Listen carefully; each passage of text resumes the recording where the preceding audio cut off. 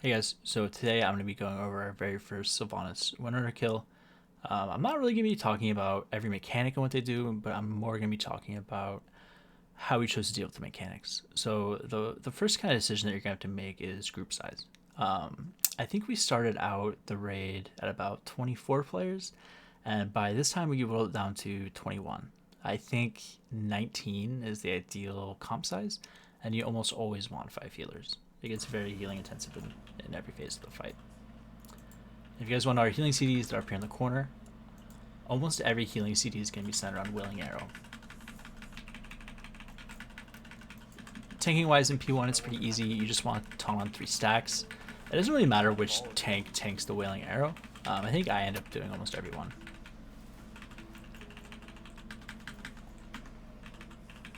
But P1 is just all about staying alive. Really fault instance yelled on KT, dude. That's not true. Alright, don't die to a chain.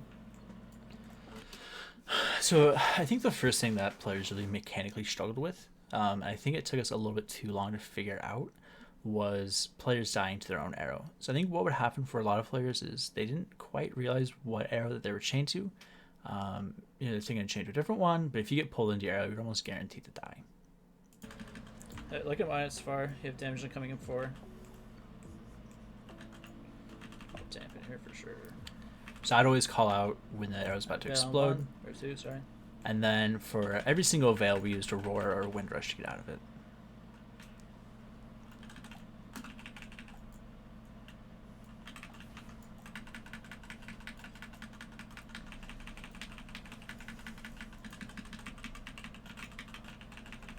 Ooh, should pop my trinket there. Feet. Feet again. Go for damage in 5. Low.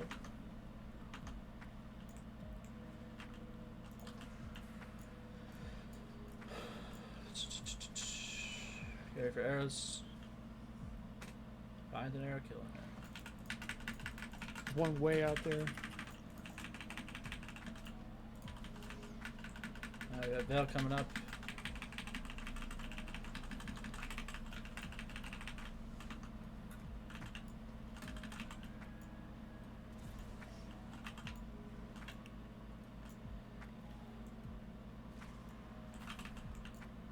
Feet.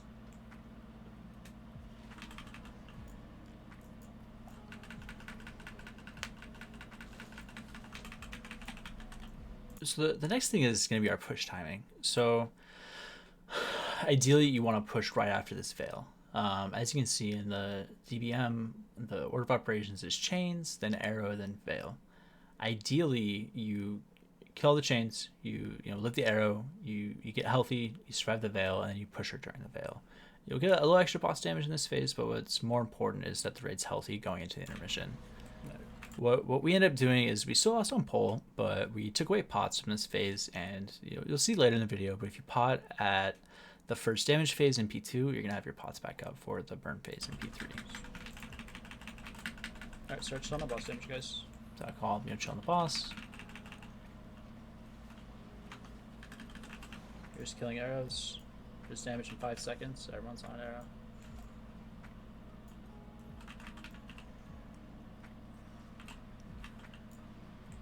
Dodging this, let me push.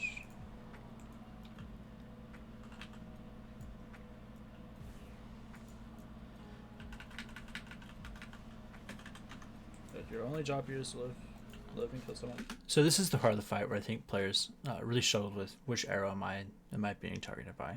It can be kind of like dizzying, I guess, because there's arrows all around you.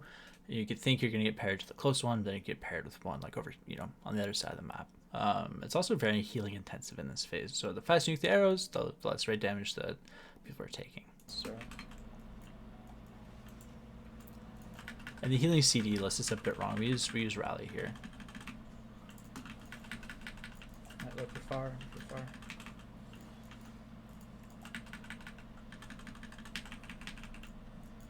Good.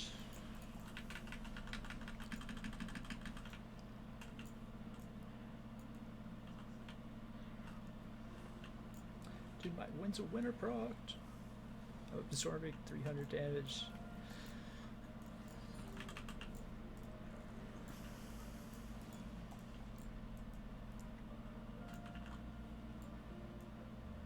Spread. I don't give a fuck. Yeah, that's right, bitch. Alright. What happened? Did you ever try playing chicken? Like, I don't have a fucking cheat dice trinket.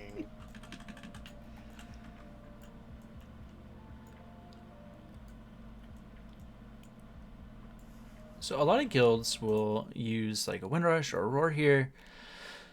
But honestly, like you have so much time to get to this platform before she lays on the bridge. It's kind of a waste, in my opinion. I think she has like 4 wave casts before the bridge goes down, so you have plenty of time to get over there.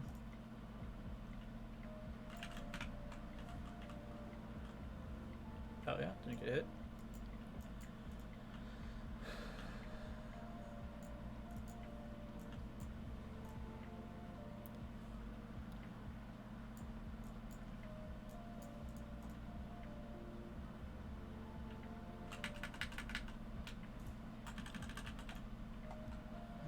So the other thing to kind of note, and you'll hear the call here in a second. For early prog in this phase, I really advise spacing your CDs around every ad set that you do. So originally we spaced out our 2s and our 3s to where we had damage for every ad. We even microed pots in this phase at one point, but when you guys get close to a kill, the ads won't be a big issue. So you can just kind of put everything on Sylvanas, which is what we do here. Where to use your non-cringe pot? Yep.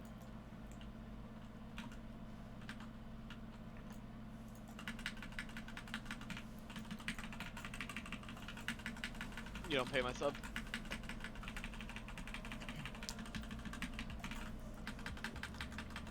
You should use your Volpair Rachel's. We're baiting in 8 seconds. So I call that we're baiting in 8 seconds. I think, especially if you have a larger raid size like we do, you really want to bait the Veils into one location. And then what we did is we had a Warlock gate, as well as we had a Roar or a Windrush for every single one. So with 21 players, you really want to bait the Veils into one spot. That way you can just run away and dodge them pretty easily.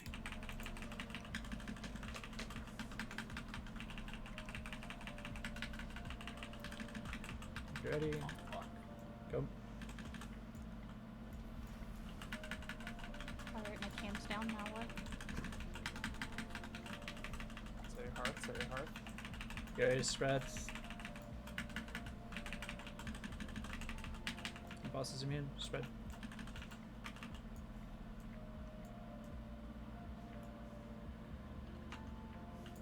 Someone's a mad lad.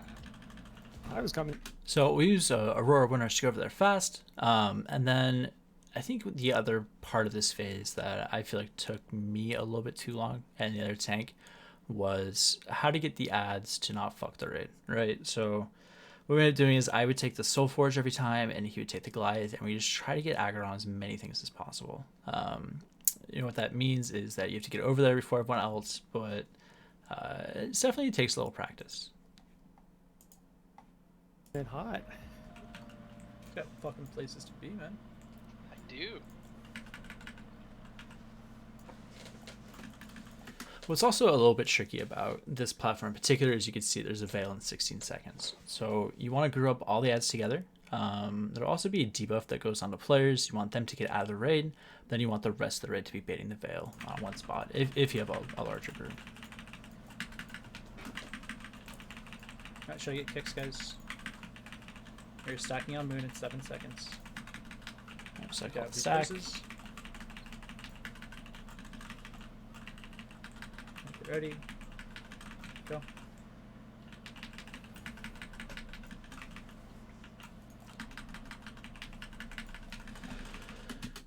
The other kind of element about phase 2 is the mechanics that the boss does is, I don't want to say pseudo RNG, but it's going to be relevant based off of how fast you push the ads. So on this pull, we push pretty fast, so we're going to skip this wave that happens in 7 seconds. Sometimes it'll be confusing, she'll be behind you casting a wave, The other wave times... behind us or in front of us? Yeah, so I call it out. Sometimes she'll be in front, just casting a ruin.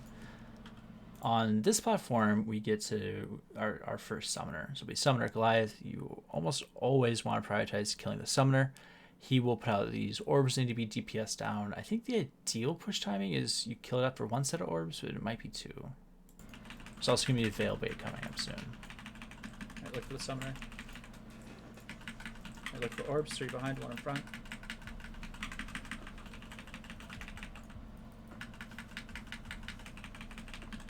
So yeah, it looks like we're going to beat the second cast.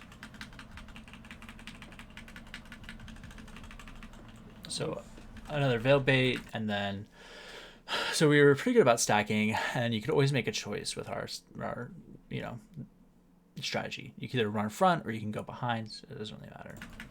That's what I call my end. Token is 10 stacks. Spirit on token. So the other call is there. So our DK gets hit. He fucked up. He makes the right choice. You can see he just jumps off the edge. If a player gets to 10 stacks from the Veil, it is way more efficient to just have them jump off and play them and like not have them play this phase, right? If they jump off the edge, you're not gonna be able to res them. Like at this point in the fight, like we were so good on damage, it didn't really matter. But what would matter is if we had to spread out those 10 stacks. He's just dying. Oh no, I took that. I'm not staying up there. No. We'll just res him in P3. Spread. So this can be a little tricky, and once again, it's going to be completely dependent on your push timings. Sometimes we would be halfway through the bridge and then we get the spread. Sometimes it is before. You want to be heading over, but you also need to be spreading. And then as soon as you get to this other platform, it gets very healing intensive.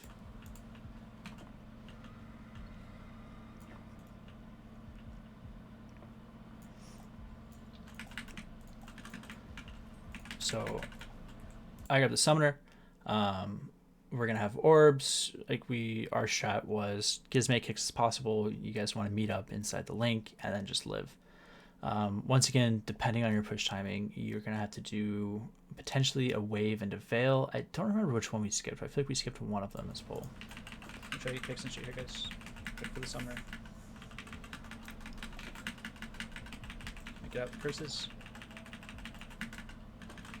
That player's doing a really bad job of getting out. Copy. Yeah, we're just gonna stand right there.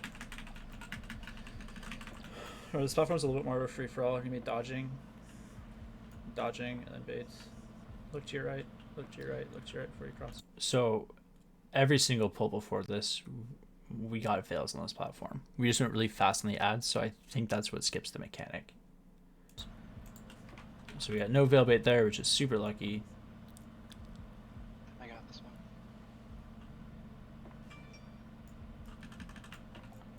And here's the next burn.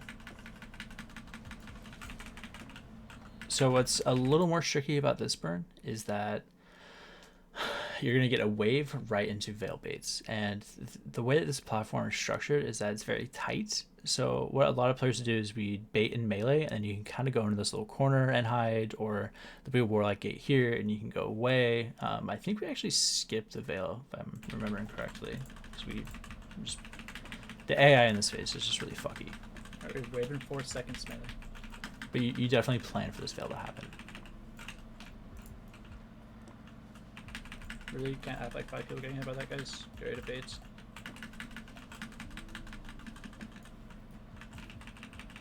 Spreads. We pushed it too hard. Yeah, so you can hear that we're really fucking confused. So we skip the Veil for some reason, and then we get the Banshee Scream, so we have to spread out, and the ads are spawning faster than they should. These ads do not matter at all. You just CC them and then wait for P3 to start. Okay.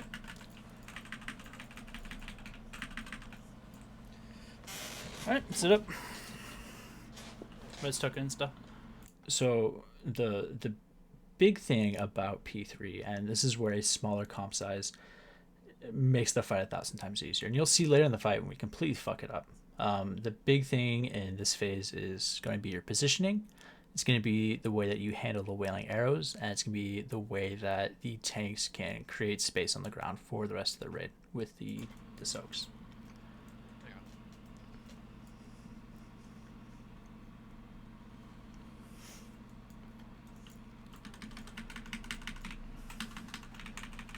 So what we had on every platform was you see like the blue and the X marker.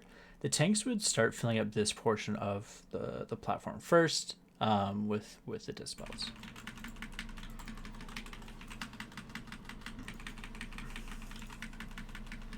And what you see for me is I'm the one that goes to this next platform first and brings them back to clear. So whoever's not tanking the boss, their biggest job in my mind is to be looking for what pools can they clean up. If it's the next platform, if it's the current platform, basically you're always buying more time on the next platform by bringing it to your current platform. Now, Veil in 10. So to start picking up on this platform. So I call out for the current tanks to pick up on that platform. I'm doing the far. And it can be a little scary, man. You don't have a healer, but I wait for the Veils.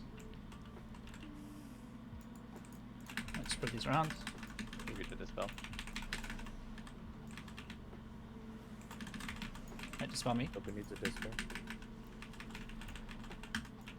And what's also really important to note is if a player accidentally picks up a pool, they absolutely have to get out of the raid, get dispelled before Banshee's Fury finish cast. Right, watch the pool space. Banshee's Fury's an 8. Follow Community dispel before it sits. Nith, you have to get one. Dispel Nith. Good. Maybe Nith first. So what I would do, and I advise if any raid leaders are watching this, is get a weak aura that will display how much time is left on the arrow and help call it. I think this is like the big mechanic in this phase for players, is spreading and then dealing with these arrows properly. Mizaki next. Nagi last.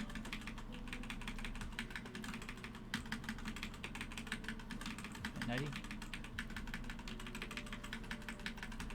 Raise. Go.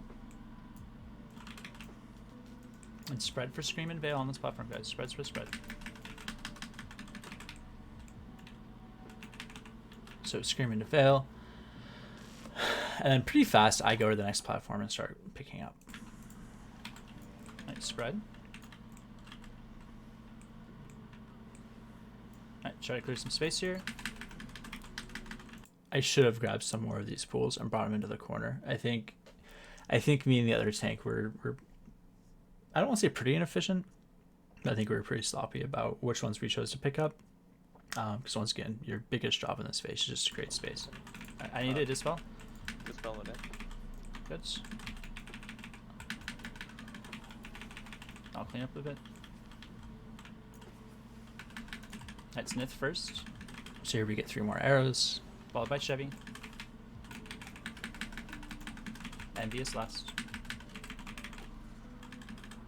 Okay, so I actually do like a pretty decent job of creating space here. Watch me here. Just don't dispel. Don't dispel. What you want to do as a tank is you want to pick up as many as possible, and you need to be able to hold them for the Scream and the Veil combo. So I maybe should have waited a little bit longer. Maybe. You can see I'm at 12 stacks. The other tank's at 7 stacks. Basically, you're just creating space, right? So I call it, don't dispel me, just watch me. Right, spread. In the Veil. I think Try to grab some stacks on this platform. Veil after this. As soon as the Veil's on, you're going to dispel me. yeah, so they just spelled a little bit too Dispel. fast. It's too soon. So you could see it ended up working out. It only went on 2 players, right, which is ideal. But they should have, or I think I should have been a little more clear at my call about when they get dispelled. Right, raise. Let's go. Res Envy. Lost in here, yeah? Yep. So we lost 3rd platform. Yep. And then as soon as we're on this platform, I just decided to start clearing space on last platform. Dispel Nith. Dispel me. Dispel me. Good. I'm going to pick up. You can pot again. Right, Nith first. Wait for me, Nith. Come back. Uh-huh. You're good. It'll be Nith and a pie. So, okay. We can get. I really should have cleaned up the space over here. You can see the screens coming up at 7, Veil and 18. I'm already at high stacks. Or wait. Careful the AMZ. I think what happens here, yeah. So this is like worst case scenario, right? Shit hit the fan. The tank was at 7 stacks, and I think he mistimed his jump to where he got hit by 2 arrows. So we get the Banshee Scream, while like the raid's just covered in the dispels, right? I'm already at 13 stacks. I really can't pick all these up. And this is when you know, even if we had like a way smaller raid size, this mechanic wouldn't be too difficult. But at 21, you know, it's still a little challenging. Resonance spread. Watch the But pool. less players makes these type of situations a joke. Resonance. Spread for Veil. Spread for Veil.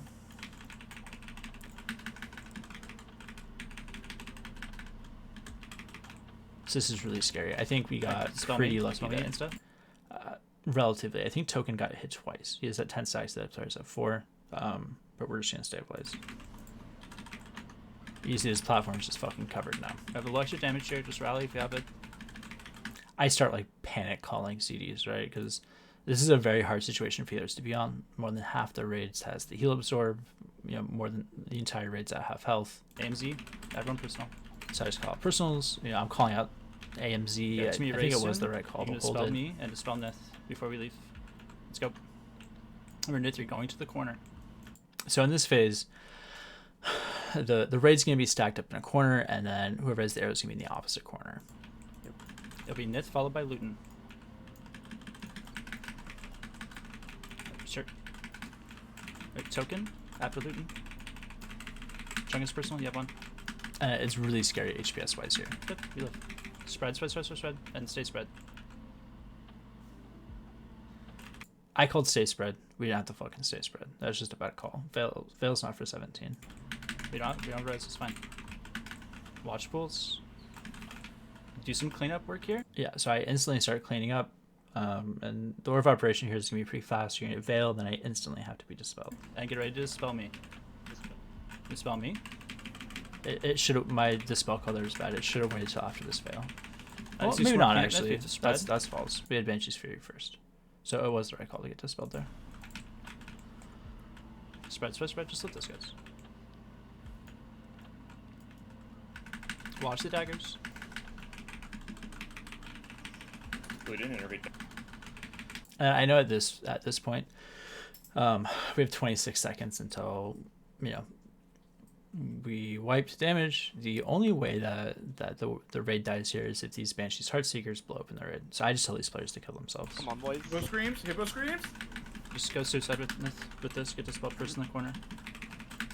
I'm trying to steal suicide too. Nice. 18 face. What happened? You got this. Cool. So that's the fight. I feel the biggest thing to this phase is living P1. P2, figuring out how to micro your CDs, do what's best for your players in terms of what CDs you have to commit to ads, what can you use on the boss. And then P3, I think, is largely going to be on players' abilities to spread, and then how smart the tanks are about dispels and picking up pools. So if you guys have any questions, feel free to ask me. You know, leave a comment or message me. Thanks for watching.